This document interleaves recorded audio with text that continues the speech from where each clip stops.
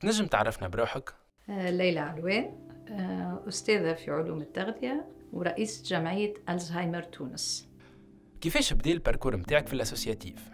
هلا بدينا في سنة 2006. حضرنا في محاضرة، تلمينا مجموعة من الناس. المحاضرة كانت على مرض الألزهايمر، وكانت حاضرة رئيسة جمعية ألزهايمر لبنان، وسألت قالت يا ندرا في تونس عندكم جمعية تتلهي بالألزهايمر ولا لا؟ وقتها ما كانش فما جمعية. في اللحظة هذيك كونا الجمعية، طلبنا التأشيرة، خديناها بسرعة خارقة العادة، يعني حتى الناس مستنسين يستناو. ونهار 13 مارس 2006 خرجت الجمعية في الرايد الرسمي، ومن وقتها بدينا نخدمه. تحكي لنا على الاسوسياسيون متاعك اليوم. الجمعيه متاعنا هي تتلهي بالعائله متاع الزهايمر، معناها في الحقيقه ما تتلهيش بالمريض كمريض، لكن احنا في الاول معناها حبيناها تكون الناس اللي قراب من مريض الزهايمر، اللي هم متعذبين برشا، متعذبين على خاطر يراو في العزيز عليهم مريض وما ينجموا يعملوا حتى شيء. يعني تقريبا ما فماش برشا ادويات للالزهايمر، معناها الدواء الموجود ياخر العلامات لكن ما يداويش. يراو العبد اللي يحبهم ما عادش كيما العاده، ما عادش يفهمهم، ما عادش ينجم يتعامل معاهم، ما عادش ينجم يتواصل معاهم، ووقت اللي تسال ما تلقاش الجواب. يعني احنا علاش عملناها الجمعيه؟ لخاطرنا تقريبا الكلنا عشنا الالزهايمر، وعشناه في فتره اللي ما تلقاش التواصل الاجتماعي فما الانترنت الى اخره. في معناه كيف نشوفوا في السبعينيات والثمانينيات ما كانش حتى حد ينجم يرشدك على المرضى هذه، حتى الاطباء ما كانوش ينجموا يجاوبوك عليها، لخاطر ما كانش معروفه برشا في تونس. احنا كعملنا الجمعيه الارشاد العائلات، يعني يطلبوك يقولوا لك بابا امي راجلي اختي عندها الاعراض هذه، وين نمشي؟ اول حاجه وين نمشي؟ على خاطر الناس ما تعرفش يعني هو الطبيب اللي لازم يمشيوا له، يا ندرا هو مرض نفساني، يا ندرا هو مرض اعصاب، يا ندرا هو فما برشا ناس يظنوا اللي هو عادي جدا، خاطر معظم الناس اللي تمرض معناها متقدمين في السن، دونك فما اللي يظن انها مرضى نتاع شيخوخه، وقت هي مش مرضى نتاع شيخوخه، معناها الشيخوخه العاديه ما نوليش الزهايمر. دونك هذا هو السبب، يعني اهم الاسباب اللي عملنا فيها. دونك الخدمه نتاعنا هي كيفاش نجموا نسهلوا على العائله نتاع الزهايمر العنايه بالمريض نتاعها من كل النواحي. وقت اللي التشخيص يقع كيفاش باش ياخذ الدويات، شنو هي اهميه الدويات بالنسبه للمريض، كيفاش يتعامل معاه، لخاطر مرضى الزهايمر تبدا تدوم تقريبا بين 10 15 و20 سنه، والمراحل يتعدى المريض بثلاثه مراحل مختلفه جدا. المرحله الاولى هي مرحله صعيبه برشا اللي نراو فيها التغيرات، ولكن تغيرات تدريجيه، واذا كان المريض خذ الدواء نجموا معناها نقصوا من سرعة التغيرات هذيك، ووقتها يقع أكثر مشاكل تقع وقتها. العائلة ما تفهمش، مش فاهمة، ومعظم الناس تجي تقول لك يعمل عليا بالعاني، إلا وحك الحاجة بالعاني ما يجاوبنيش بالعاني، يخليني معناها نسأله ما يجاوبنيش، ولا يسألني برشا مرات نفس الحاجة باش ينرفزني، علاش يتعامل معايا هكا ومثلا ما يتعاملش مع أختي كيما هكا.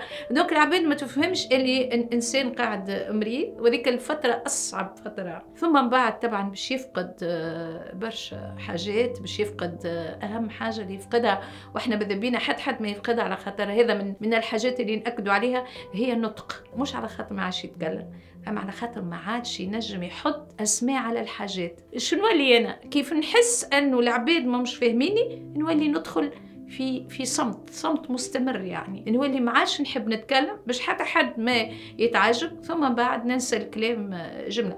دونك احنا مثلا في الموضوع هذا ننبهوا عليه من الاول بالكل، ونقولوا راهو من اللي يبدا الزهايمر ماذا بيكم تعرضوا المريض على اخصائي في تقويم النطق، ليزورتوفونيست، يعاونوا المريض هذاك باش يقعد سنين وسنين من غير ما يضيع الكلام تاعو. هذا حاجه هامه برشا، اذا كانت نجم تخلي للمريض معناها الطاقه باش انه يتواصل معاك بالكلام، حاجه مهمه جدا. مثلا بعد الكلام عاده ما يجي يعني مشاكل في التحرك، يعني يولي ينسى كيفاش يمشي، ما عادش يعرف يحرك ساقيه. دونك هوني زاده ثم الاخصائي في تقويم الاعضاء اللي هو عنده وظيفه هامه جدا باش يخليك المريض ذاك يتعلم يتحرك. وثم من بعد نوصلوا قدرات اخرى تتيح، كيما مثلا ما عادش يتفكر كيفاش يبلع، كيفاش ياكل، هوني وين العباد تتنرفز للاخر خاطر ما تفهمش كيفاش انسان يفقد القدرة على أنه يبلع ولا أنه يأكل، وتحاول تكلمه معناها تحاول تقول له كول، لكن كلمة كول ما عادش عندها حتى واحد. حل فمك، حل فمك ما عندهاش معنى، وهذا هو اللي يسبب لك أكثر الخطر. خاطر إذا كان نوصلوا في المرحلة هذيك، وهوني أخصائي في التغذية واللي عنده قيمة كبيرة خاطر باش يبدل الكيفية اللي ناكلوا بها، هوني كي نوصلوا في الحالة هذيك العباد تتفجع برشا. علاش؟ لأنه المريض إذا كان ماكلاش باش يضعف، وبما أنه ما عادش ينجم يتحرك بالقدا باش يولي شد الفرش، واذا كان شد الفرش مع الاسف الشديد باش يعمل لك نسميوه احنا ليزسكار، يعني قرح الفراش. دونك اللحم نتاعو باش يتاكل، وهذا وقت اللي اللحم نتاعو باش يتاكل تولي مرض كبير، يعني سي اون انفيكسيون، معناها حاجه جرثوميه اللي هي باش تولي تاكل من بدن الانسان وباش يضعف. وعاده هذاك هو في معظم الحالات هذاك هو اللي يقتل مريض الألزهايمر. يعني مرض الألزهايمر يقتل مش كمرض، أما يقتل بالمضاعفات نتاعو. وهوني طبعا نولي وصلنا للمرحلة الثالثة اللي هي صعيبة برشا، على خاطر ترى العبد اللي عزيز عليك قاعد يطفى، وانت ما تنجم تعمل حتى شيء باش تخليك الشمعة هذيك معناها ضاوية وضوية على حياتك. احنا هوني الدور نتاعنا على خاطرنا نواكبوا الوضع من الأول للآخر، نحاولوا كيفاش العائلة هذيك نقفوا معها، نرشدوها للأخصائيين. يعني فما برشا أخصائيين يدخلوا في المرحلة هذه باش يحاولوا ينقصوا شوية من المشاكل. هذا هو دور الجمعية أساسا. يعني شنو الدعم اللي تلقيتوه؟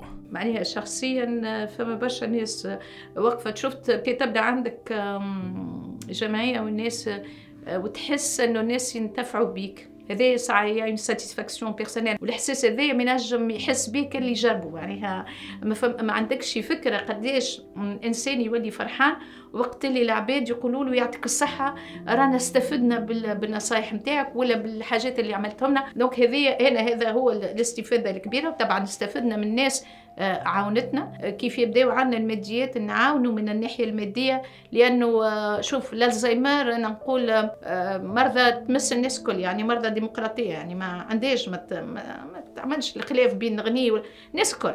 لكن وقت اللي الزهايمر وفقر تولي المشكله كبيره برشا، على خاطر انت في فتره من الفترات يلزمك تبدا عندك الحافظات معناها ليكوش، يلزمك تجيب شكون يعاونك، لانك انت ما تنجمش تشد 24 ساعه على 24 ساعه، على خاطر مريض الزهايمر ما يرقدش. دونك المصروف نتاع مريض الزهايمر غالي برشا. وعلى ذاك احنا الجمعيه نتاعنا كل ما تجينا اعانات، مهما كانت الاعانات اللي تجينا، ساعات تجينا اعانات في الحافظات مثلا ليكوش، وساعات يجيونا فلوس، يجيونا فلوس نتاع الزكاه. فما ناس تزكي على فلوسها تجيبهم للجمعيه، هذوك الفلوس احنا نعاونوا بهم العائلات.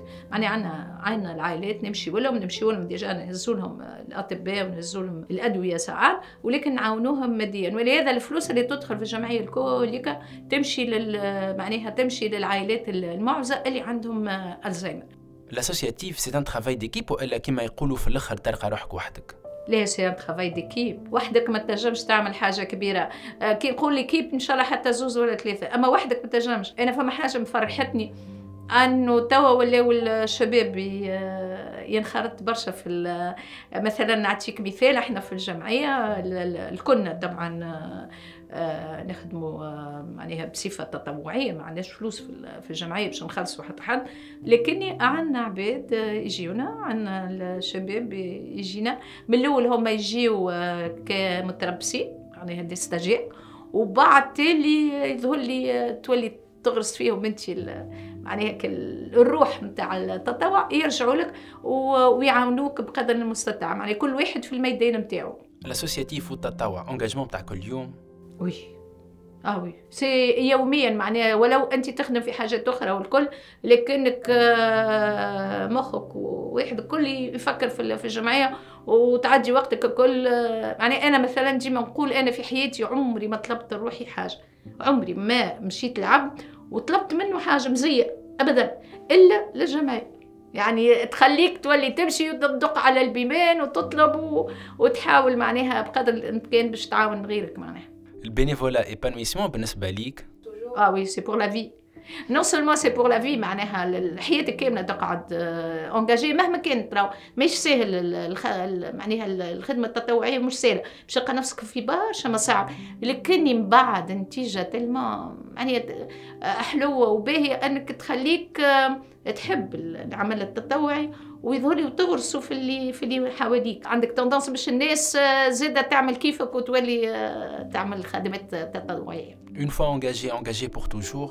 او وي بيان سور، معناها الواحد يحس نفسه عمل حاجه في حياته، نهار اخر يقول ايه عملت حاجه في حياتي، عاونت ناس، دونك ان شاء الله حتى شويه، ان شاء الله حتى 1% عاونتهم، حتى بالكلام عاونتهم، حتى بالحضور عاونتهم، حتى ما نعرفش بالنصيحه الى اخره، كيفي. شنو هي الميساج اللي تحب توصله للعباد اللي تحب تولي انجاجي؟ يلزمهم معناها ما يخافوش، ما يقولوش شنو نجم نعمل. ديما نلقاو ما نعملوا في العمل التطوعي. فما مثلا في الزهايمر فما اشكاليه كبيره، على خاطر الناس يعتبروا انه المرض حاجه عاديه، كيما تقول انت اخر المطاف نتاع الحياه تنجم تكون الزهايمر. يلزم الناس تفهم لا، راهو مش بالضروره نوصلوا للالزهايمر، نجموا نعملوا برشا حاجات قبل.